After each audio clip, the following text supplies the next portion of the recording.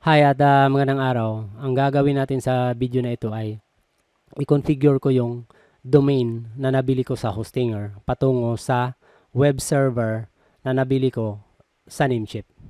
Para magamit natin bilang website yung domain at makapag-install tayo ng WordPress, kailangan ko muna i-configure yung domain na nabili ko sa Hostinger na nakapuwent siya sa hosting server doon sa Namecheap. Kasi kapag ma-configure na natin yung Hostinger o yung domain na naka-host dito sa Hostinger, dun sa Namecheap, pwede na tayo maka-install ng WordPress. At pagkatapos noon, ay pwede na natin ma-access yung domain gamit yung WordPress website na na-install natin sa Namecheap. Bago ko ipapakita sa inyo, bago tayo magsisimula sa video na to, ay may sasabihin ako sa inyo na ginawa ko ito para dun sa nag-avail sa offer ko na gusto sila magka-website.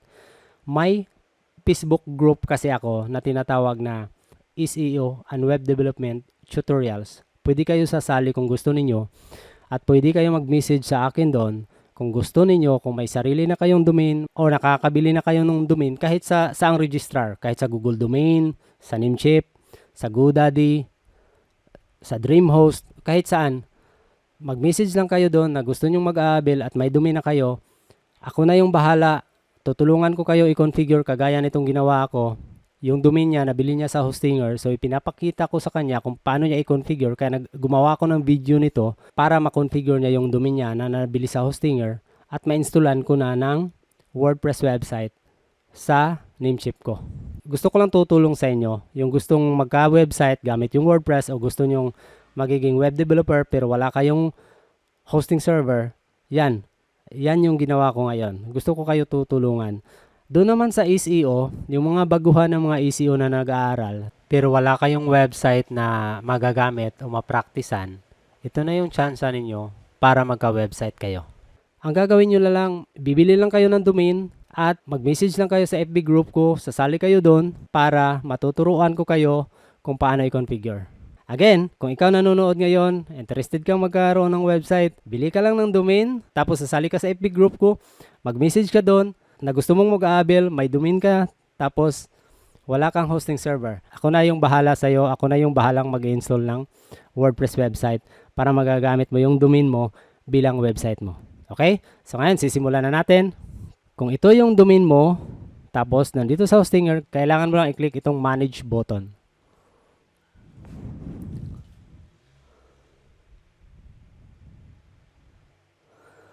Tapos dito sa Manage button, dito sa left sidebar, click mo itong DNS last name servers. Tapos makikita mo dito, click mo itong change name servers. Dito, click mo yung change name servers. Palitan mo, yan. Tapos papalitan natin itong dalawa. Kasi Namecheap ang ginamit ko, ito yung unang ipapalit mo dito. Yan. Ito yung pangalawa. Yan. dns1.namecheaphosting.com. Tapos yung isa dns2.namecheaphosting.com. Click mo yung save.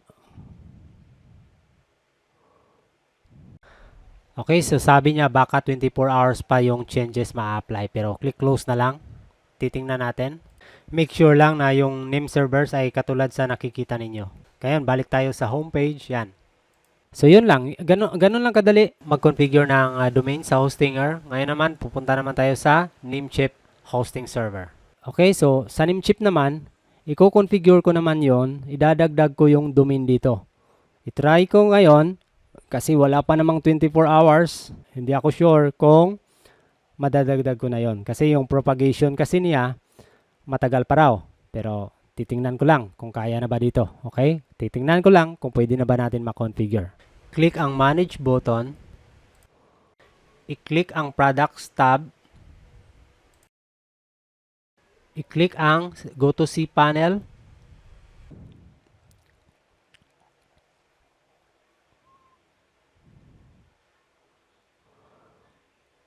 Dito, idadagdag ko yung domain na galing sa Hostinger. Click ko tong Add Domains.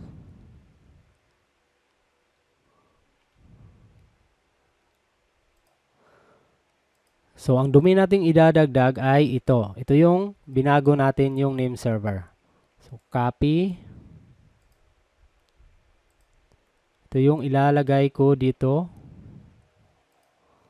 Okay, automatic siya na nilagyan niya itong subdomain yan. Hindi ko na lang babaguhin. Automatic naman yung pangalan ng domain, yung ilalagay talaga niya dito. Okay, tapos add domain.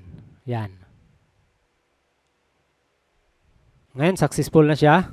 Na-create na. So, pwede ko na to ma-installan ng WordPress website dito sa Namecheap natin. Ngayon, babalik ako sa cPanel. Ito. Go to cPanel. Yan. Ang ginawa ko lang ay ito. Click ko tapos nag-open link in a new tab ko. Yan. Yan. Ito. Okay. Ito yung kanina. I-close ko lang to. Yan. Dito naman sa cPanel ng Namecheap, may automatic installation sa WordPress. Hindi na tayo magmamanual. Kaya yung mga gustong matuto ng WordPress, katulad ng mga baguhan sa SEO, kung hindi kayo interested matuto sa web development, hindi nyo na kailangan paano mag-manual installation ng WordPress. Kasi yung mga hosting server, kagaya ng Namecheap, ay may automatic installer na siya. Dito, saan yun? Hanapin natin. Ito. Ito yun. I-click ko lang to. So ngayon, nandito na tayo. Click natin tong install. Tapos dito, hahanapin nyo yung domain na gusto ninyong pag-installan. Ang domain na hinahanap natin ay itong carwashby.com. Okay? Tapos, ito, make sure na kung ano yung gusto ninyong version ng website ninyo, katulad ng non-www at www, yan. Dapat pipiliin nyo yung kung ano yung gusto ninyo. Kadalasan, ang gusto ko may www kadalasan. At HTTPS. Okay? HTTPS, hindi HTTP. Okay? HTTPS. Yan. Tapos, i-save ninyo itong password na to. Yan. Ito. Kasi ito yung gagamitin ninyo para mag-login kayo sa WordPress admin ninyo. Ngayon, nakikita nyo ito. Pagkatapos kong gagawin itong tutorial na ito, i-delete ko to kasi baka magla-login kayo sa WordPress admin ko. Pero, again, wag ninyo itong kakalimutan kasi hindi kayo makakapag-login sa WordPress admin ninyo kapag wala kayo nitong admin username at admin password. Tapos, punta kayo sa ibaba. I-uncheck ko lang itong limit login attempts. Yan. Tapos, punta dito sa baba, install.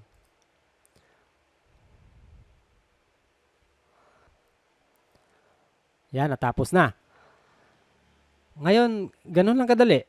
Mga ilang minuto lang, kinukonfigure natin sa Hostinger.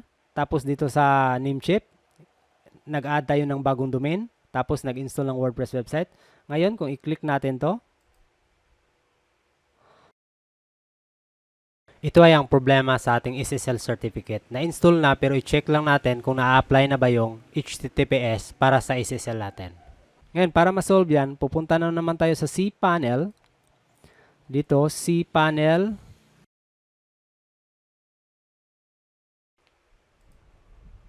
Dito, sa Namecheap, may Namecheap SSL sila.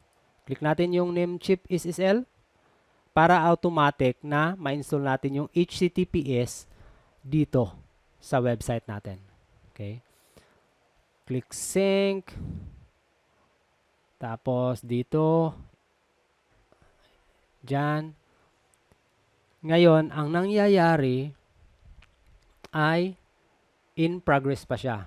So, click ko to sync button. Click ko sync button. Yan.